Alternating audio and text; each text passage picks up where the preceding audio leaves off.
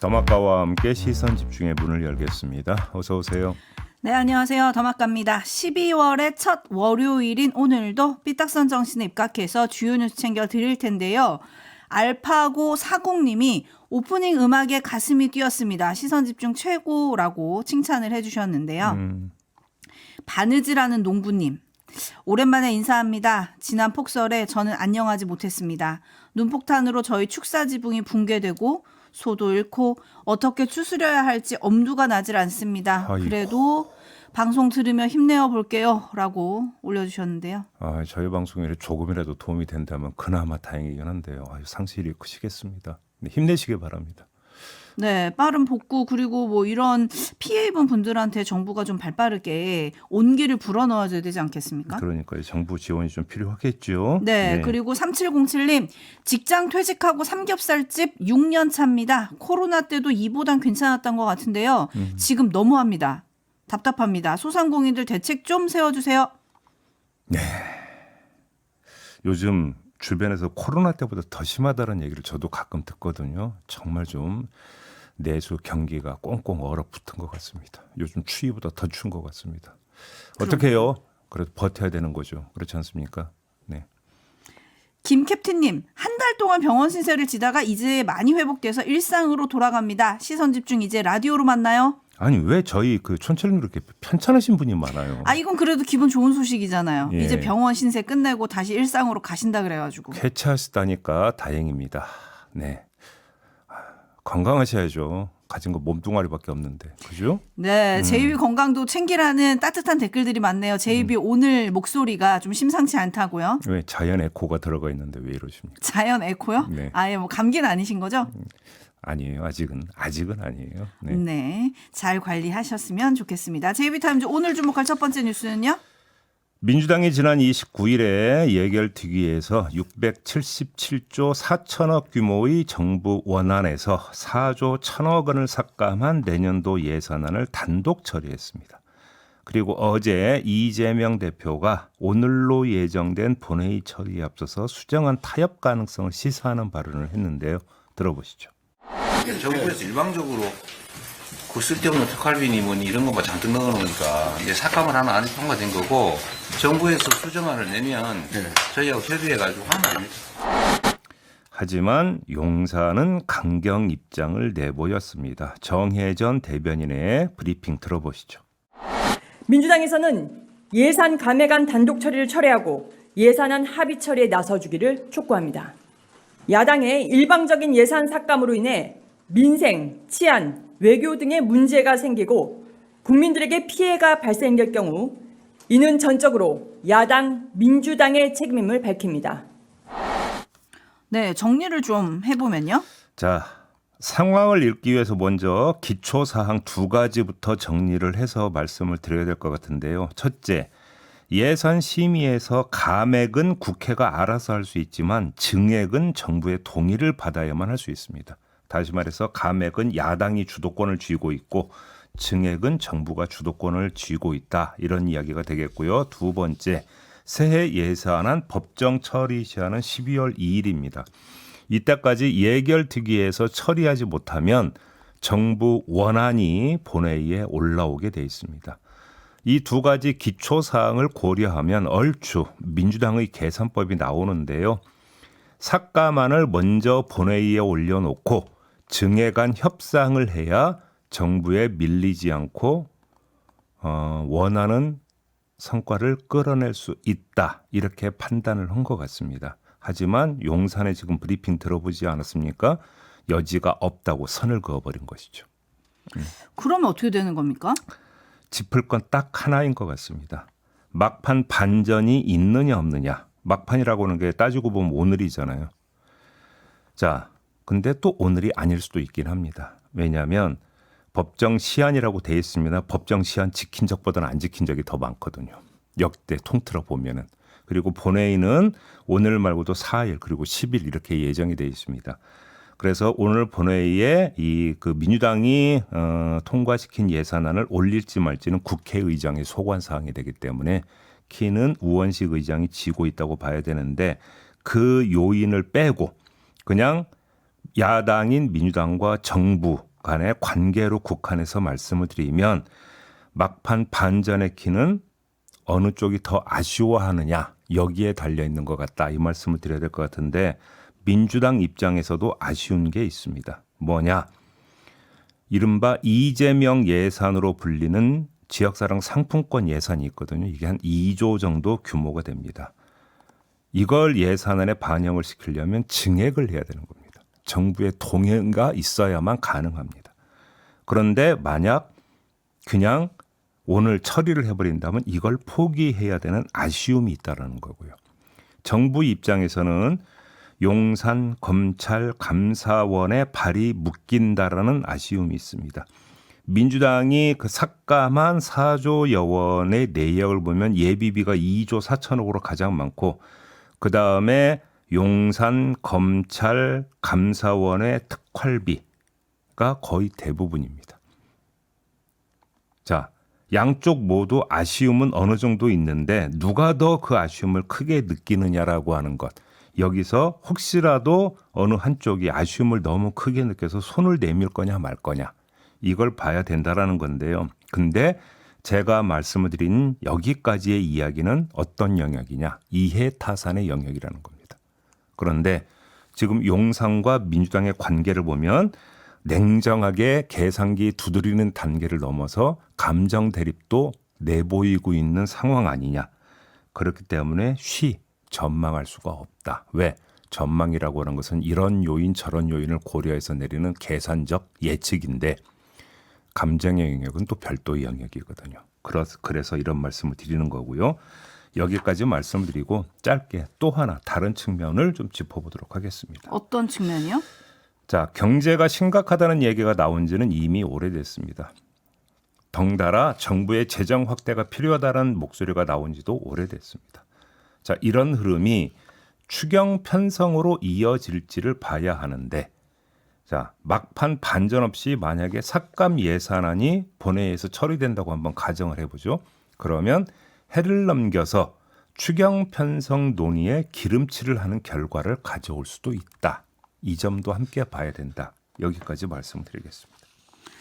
네, 촌철님들 다양한 의견 보내주고 계신데요. 대한의 봄님이 경제가 안 좋은 상황인데 세금 낭비는 하지 말아야죠 라고 얘기를 해주셨어요.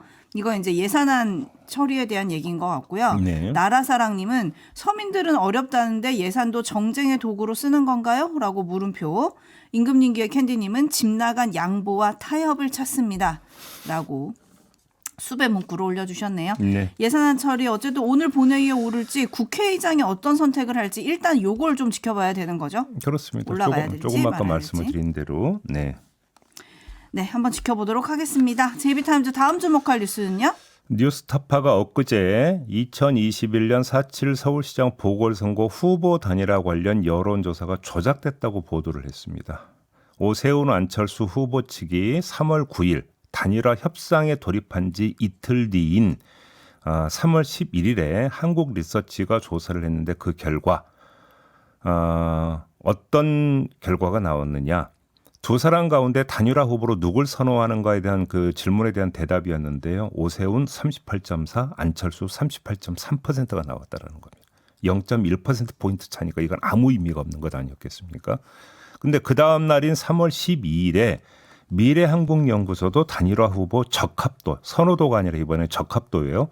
적합도를 묻는 비공표 여론조사를 실시를 했는데 그 결과 오세훈 후보가 안철수 후보의 3.4%포인트 이기는 것으로 나왔다고 합니다. 하지만 이건 조작된 것이었다고 합니다.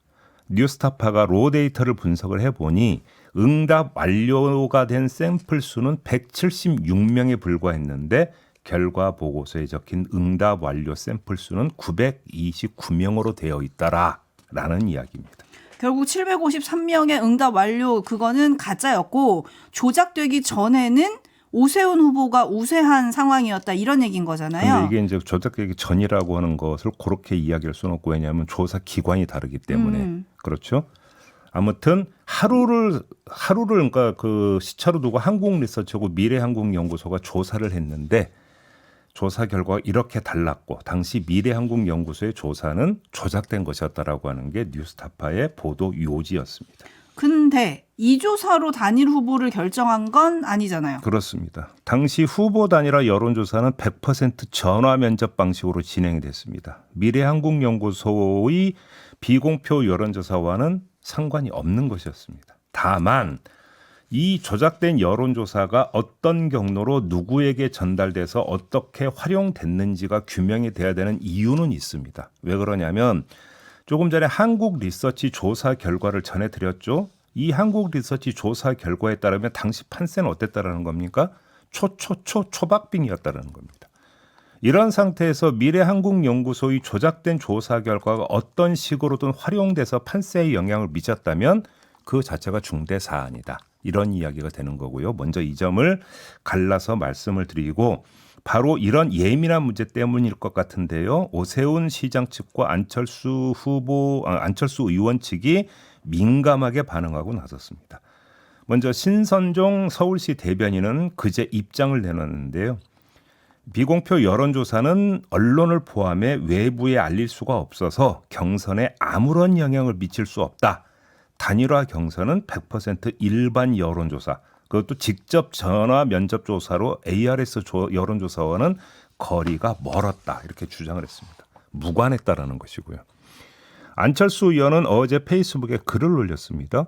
만약 여론조사가 불법적인 자금으로 진행되었거나 선거 과정에 부적절한 영향을 미쳤다는 사실이 확인된다면 이는 민주주의 원칙을 심각하게 훼손하는 중대한 문제로 간주될 것이다.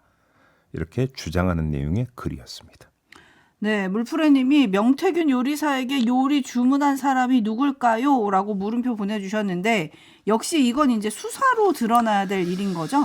그럴 수밖에 없게 되겠지요. 뭐 여론조사 조작 문제에 대해서 검찰이 들여다보고 있다는 보도는 이미 전에 나왔으니까 계속 수사가 진행 중이라고 봐야 되고요. 그래서 수사 결과를 기다려 봐야 되는데 마냥 기다릴 수는 없는 거 아니겠습니까? 관련해서 또 주요한 증인이 있습니다. 누굽니까? 바로 강혜경 씨입니다.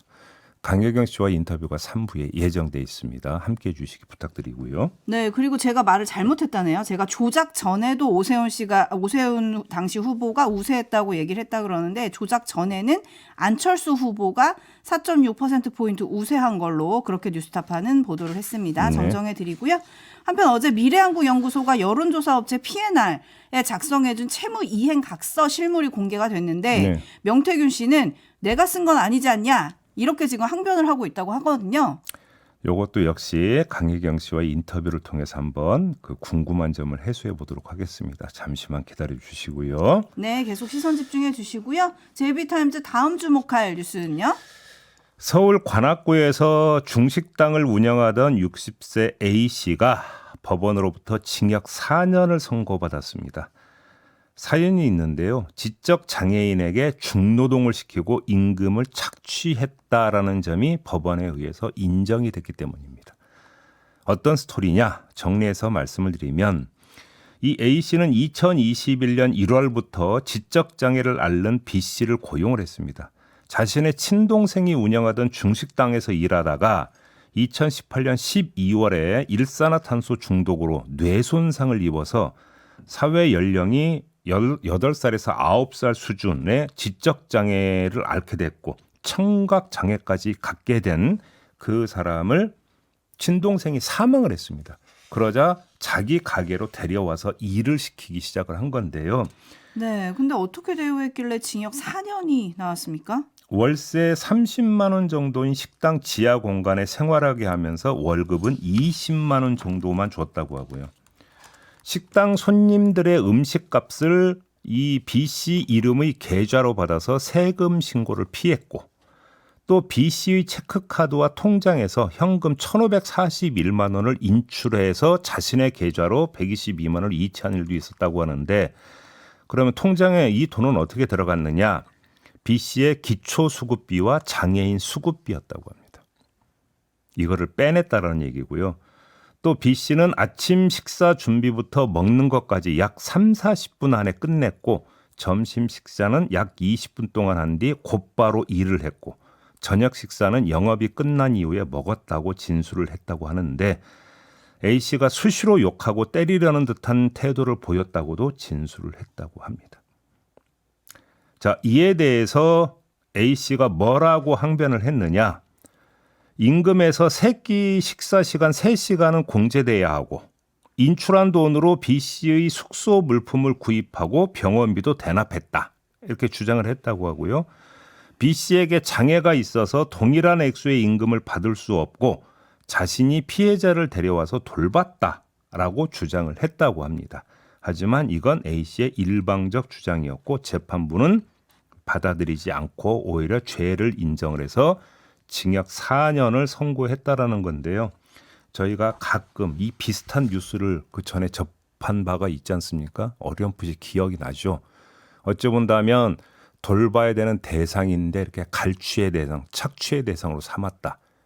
이게 인간의 어떤 도리로 할 수 있는 짓이냐. 이런 걸 두고 뭐라고 하느냐. 인면수심이라고 한다. 이런 말씀을 안 드릴 수가 없습니다. 꺾어시는 님이 노예였네요 라고 꼬집어 주셨고 버터플라이 님은 악마네요 라고 해주셨어요. 제가 쏠게요 님은 처벌이 너무 약한 거 아닙니까?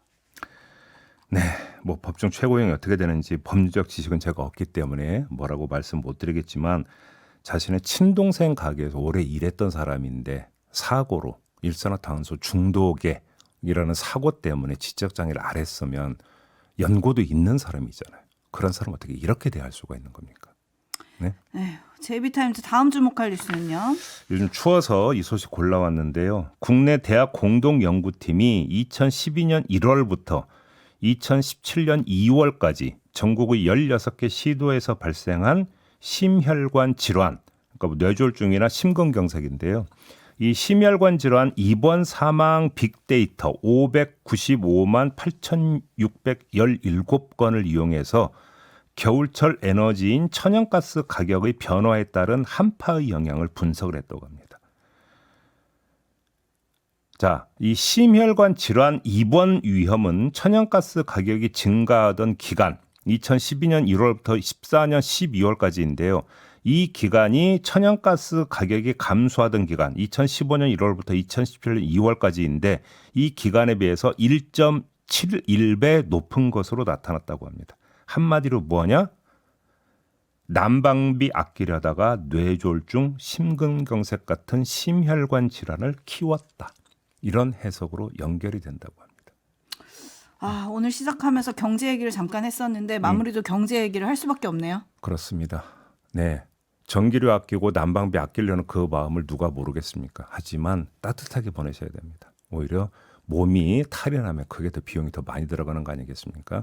올 겨울 만만치 않을 것 같은데 따뜻하게 나시라.